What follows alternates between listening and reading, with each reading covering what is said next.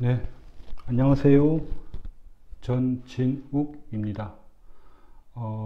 오늘 제가 여러분들과 얘기하고 싶은 주제는 제 생각엔 꽤 중요한 주제인 것 같은데요. 연봉은 정말 내 실력으로 정해지는가에 대한 얘기입니다. 일단 여러분들은 어떻게 생각하세요? 일단은 연봉의 정의가 뭔가요? 여러분들 혹시 연봉이란 무엇인가에 대해서 고민해 본 적이 있을 것 같아요. 그렇죠? 예. 여러분들이 생각하는 연봉의 정의는 무엇인가요? 어, 질문이 꽤 난해하죠, 그죠? 사실 저도 이것에 대해서 정말 이렇게 정의를 내리기는 어려울 것 같은데, 저는 이렇게 한번 생각해 봤어요. 연봉이란 것이 과연 나의 실력인가? 연봉이 과연 나의 실력인가? 아니면 회사의 실력인가? 이 질문이 연봉의 정의를 내려줄 수 있을 것 같다라는 생각이 들어요. 다시 한번. 연봉은 과연 내 실력인가? 아니면 회사의 실력인가? 네, 일단 결론부터 먼저 말씀을 드릴게요. 결론 두 가지 먼저 말씀을 드리고 얘기를 좀 풀어나가도록 할게요. 첫 번째, 연봉은요, 여러분들의 능력으로 결정되는 것이 아니고요. 여러분들의 실력이 아니고 회사의 실력입니다. 두 번째, 여러분들이 만약에 연봉을 많이 받고 싶다면요. 연봉을 많이 줄 수 있는 실력을 가진 회사를 가는 게 맞습니다. 이게 이번 시간에 얘기해야 될 가장 중요한 두 가지 포인트입니다. 그러면 제가 왜 그렇게 생각하는지 여러분들에게 제 생각을 전달 한번 해 보도록 할게요. 일단 동의하시나요? 연봉의 정의란 보통 나의 실력으로 정해지는 나의 몸값, 이렇게 생각을 하죠. 그렇지 않나요? 보통 그렇게 생각을 해요. 그런데 이 정의가 약간 의심이 가는 사례가 몇 가지가 아니고 아주 많이 있어요. 이런 경우 있죠. 여러분들 혹시 이런 경험 있지 않나요? 내가 열심히 준비를 안 하고, 공부를 열심히 안 하고, 준비를 안 하고, 평소에 좀 긴장하지 않은 상태로 살았다 하더라도 내가 쟤보다는 훨씬 나은 것 같은데, 그죠? 내가 어떤 친구보다 훨씬 나은 것 같은데 그 친구가 나보다 연봉을 많이 받고 다니는 경우를 본 적이 있나요, 없나요? 분명히 있죠. 분명히 있죠. 분명히 있는 게 아니고 되게 많을걸요? 여러분들이 만약에 지금 현재 취준생이라면 잘 모르겠지만 여러분들이 경력이 쌓여가면 쌓여갈수록 나중에 느끼게 될 겁니다. 아니, 쟤는 나보다 실력이 나은 것 같지 않은데 왜 나는 연봉을 조금밖에 못 받고 저 친구는 연봉을 많이 받는 거지? 분명히 그런 사례가 굉장히 많아요. 네, 그렇습니다. 연봉은요, 여러분들의 실력으로 결정되지 않아요. 연봉은요, 회사의 실력이에요. 회사의 실력. 그래서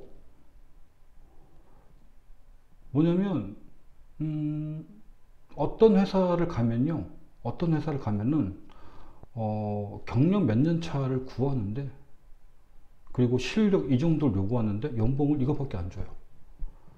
근데 어떤 회사를 가면요, 나는 그렇게 바라지도 않았는데 이렇게 연봉을 많이 준대요. 그리고 내가 하는 일도 그렇게 중요한 것 같지 않아요. 여러분들이 이제 회사를 많이 다니다 보면은 분명 그런 상황을 접하게 되는 경우가 많이 생길 거예요. 회사에 입사하고 나서도 나는 내가 하는 일이 별로 많지 않은데 이렇게 연봉을 많이 받아도 되나 싶을 정도로 연봉을 많이 받는 경우도 생길 것입니다. 이게 뭐냐면요, 회사의 연봉이라는 건요, 회사에서 정한 연봉 테이블에 따라서 정해지는 거지, 여러분들 실력에 따라서 정해지는 게 아니라는 거예요. 무슨 말이냐면요, 여러분들 주위에 있잖아요. 주위에 어떤 뭐 중소기업, 되게 작은 중소기업의 어떤 뭐 부장급이지만 연봉을 그렇게 많이 받지 못하는 케이스 많이 봤을 겁니다. 그렇죠? 또는 중견기업, 대기업에 집 것도 별로 안 되지만 연봉을 되게 많이 받는 경우도 봤을 거예요. 그냥 단순한 문제예요. 그 연봉을 많이 주는 회사들은요, 처음부터 연봉 테이블이 그렇게 책정이 되어 있는 거예요. 여기서 중요한 것은 뭐냐면요, 여러분들은 그렇게 생각할 거예요.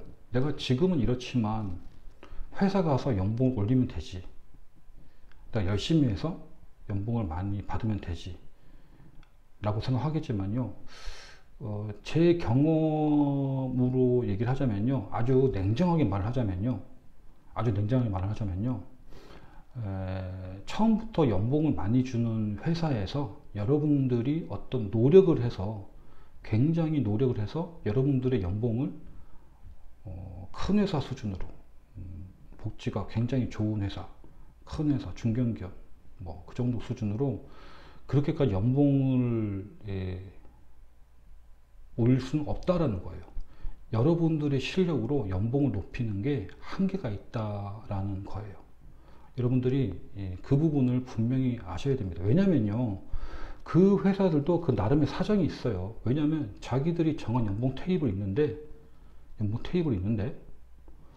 우리 회사 관리자급이 이만큼 받는데 아무리 실력이 뛰어나다고 하더라도 팀원급한테 그 연봉을 줄 수 없다. 그거는 당연한 거거든요. 그렇게 하는 순간 직급에 안 맞게 연봉을 과도하게 높여주는 순간 그 회사는 인사 관리 측면에서 문제가 굉장히 많이 생길 것입니다.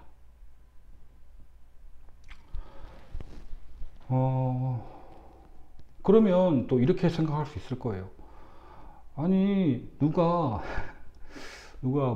연봉을 작게 받고 싶어서 작은 회사를 가는 건 아니잖아요 라고 말을 할 수 있는데요, 제가 하고 싶은 말은 그 말이 아니고요, 여러분들의 실력을, 여러분들의 값어치를 처음부터 낮게 잡지 말라라는 거예요.